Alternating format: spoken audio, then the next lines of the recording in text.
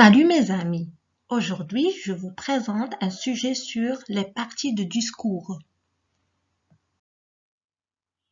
Les mots du français peuvent être rangés en 9 catégories ou parties du discours. La définition. Les parties du discours, que l'on appelle aussi catégories grammaticales, sont une classification des mots qui nous a été transmise par la syntaxe traditionnelle basée sur 3 critères qui sont la nature, la fonction et la position. Je répète, les parties du discours que l'on appelle aussi catégories grammaticales sont une classification des mots qui nous a été transmise par la syntaxe traditionnelle basée sur 3 critères qui sont la nature, la fonction et la position. Les mots variables. 5 espèces de mots sont variables. Le nom ou substantif qui sert à désigner, à nommer les êtres ou les choses.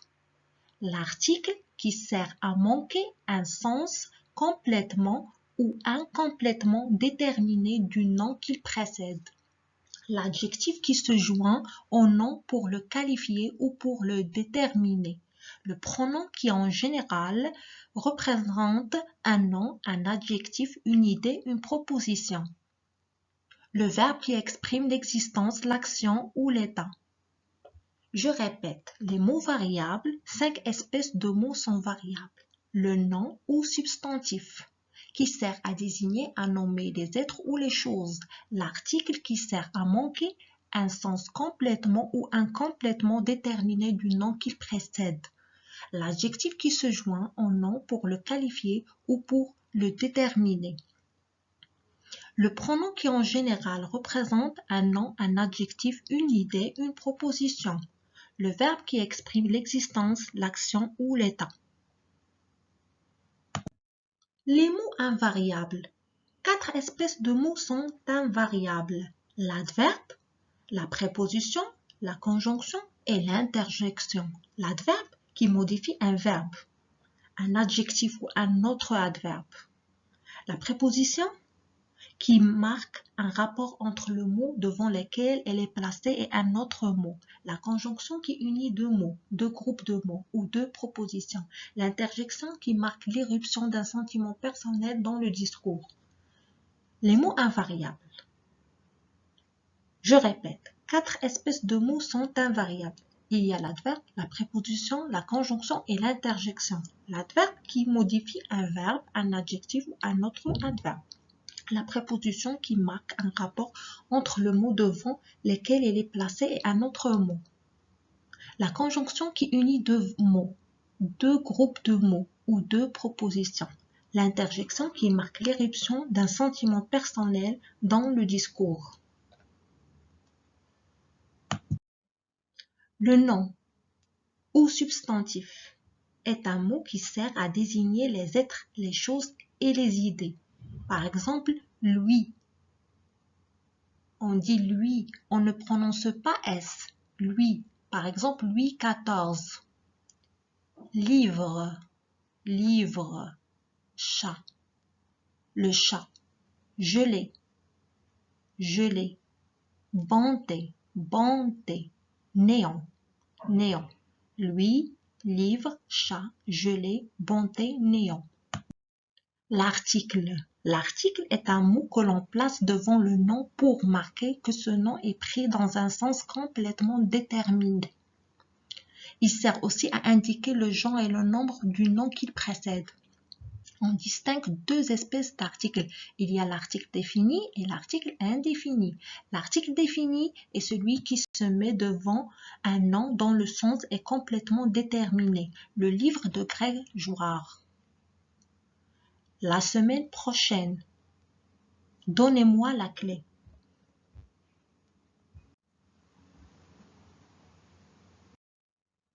L'article défini est le pour le masculin singulier, la pour le féminin singulier, les pour le pluriel des 2 genres. L'article défini est le pour le masculin singulier, la pour le féminin singulier, les pour le pluriel des deux genres. L'article indéfini indique que l'être ou l'objet nommé est présenté comme non précisé, non déterminé, non encore connu. Par exemple, je vois venir une femme. Je vois venir une femme. Donnez-moi un chocolat, des oranges. Donnez-moi un chocolat, des oranges. L'article indéfini, une, un et des. L'article indéfini est un pour le masculin singulier, une pour le féminin singulier, des pour le pluriel des deux genres. Je répète, l'article indéfini indique que l'être ou l'objet nommé est présenté comme non précisé, non déterminé, non encore connu. Je vois venir une femme. Une, c'est l'article indéfini. Donnez-moi un chocolat. Un, c'est l'article indéfini. Des oranges. Des, c'est l'article indéfini. L'article indéfini est un pour le masculin singulier, une pour le féminin singulier, des pour le pluriel des deux genres. L'adjectif. L'adjectif est un mot que l'on joint en nom pour le qualifier ou pour le déterminer. Un film magnifique. Un film magnifique. Magnifique, c'est un adjectif. Des souliers bruns. Des souliers bruns. Brun, c'est un adjectif. Le pronom. Le pronom est un mot qui en général représente un nom, un adjectif, une idée, une proposition. Par exemple, ils ont fui mes beaux jours. Intelligente, elle est. Cette rivière est dangereuse, croyez-le. Je répète, le pronom est un mot qui en général représente un nom, un adjectif, une idée, une proposition. Par exemple, ils ont fui mes beaux jours. Le pronom, c'est il avec S. Intelligente, elle. Le pronom, c'est elle apostrophe. Cette rivière est dangereuse, croyez-le. Le pronom, c'est le.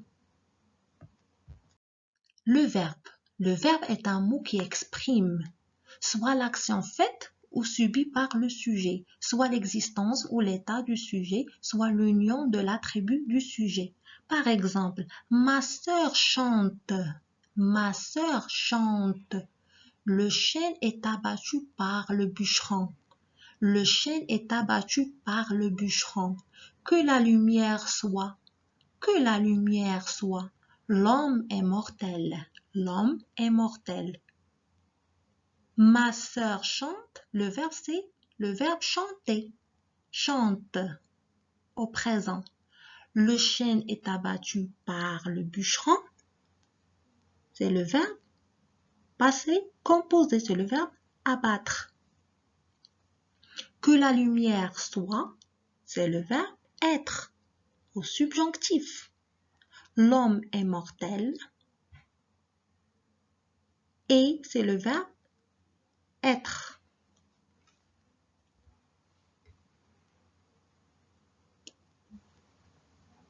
Le verbe est un mot qui exprime soit l'action faite ou subie par le sujet, soit l'existence ou l'état du sujet, soit l'union de l'attribut du sujet. Ma sœur chante, le chêne est abattu par le bûcheron, que la lumière soit, l'homme est mortel. L'adverbe.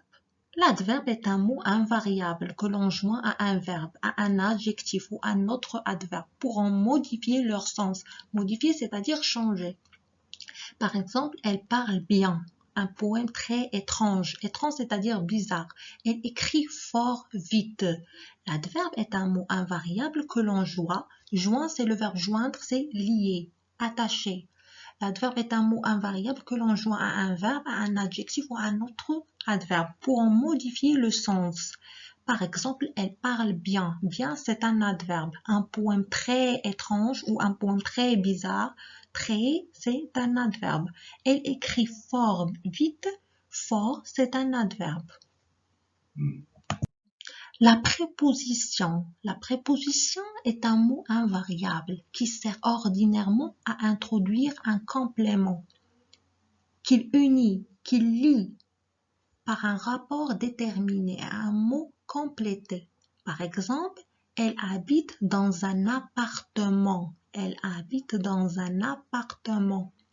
Dans, c'est la préposition. Elle était mariée depuis 2 ans. Depuis, c'est la préposition. Le jardin de mon voisin. Le jardin de mon voisin. De, c'est la préposition. Je pêche à la ligne. Je pêche à la ligne. À, c'est la préposition.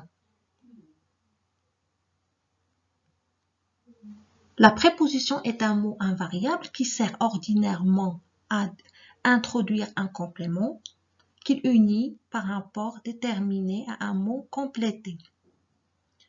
Il y a des exemples. Par exemple, elle habite dans un appartement. Dans, c'est une préposition. Elle était mariée depuis 2 ans. Depuis, c'est une préposition. Le jardin de mon voisin. De, c'est une préposition. Je pêche à la ligne. À, c'est une préposition. Comme on dit toujours, à, préposition. La conjonction. La conjonction est un mot invariable qui sert à joindre et à mettre en rapport soit 2 propositions, soit 2 mots de même fonction, soit une proposition. Par exemple, on a perdu bien peu quand on garde l'honneur. La tempête s'éloigne et les vents sont calmés. Rien ni personne n'avait eu de prise sur lui. La conjonction est un mot invariable qui sert à joindre et à mettre en rapport soit 2 propositions, soit 2 mots de même fonction dans une proposition. Par exemple, on a perdu bien peu quand on garde l'honneur. Quand, c'est une conjonction. La tempête s'éloigne et les vents sont calmés et c'est une conjonction. Rien ni personne n'avait eu de prise sur lui, ni c'est une conjonction. L'interjection est un mot invariable qui marque l'éruption dans le discours d'une sensation ou d'un sentiment personnel exprimé avec vivacité.